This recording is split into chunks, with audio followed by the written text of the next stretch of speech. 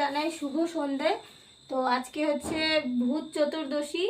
তো ঘরে সন্ধেবেলায় সন্ধে দেখানোর পরে মাটির প্রদীপ বানিয়ে সেটা গলিতে সন্ধ্যা দিতে হয়। তো সেটাই তোমাদের সাথে শেয়ার করব কিভাবে কি করি।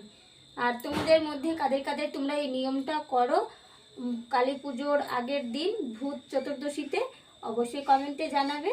তো চলো সাথে থাকো, দেখতে থাকো। এই যে মাটির প্রদীপ, এই যে মাটির প্রদীপ বানিয়ে নিয়েছিলাম দুপুরে।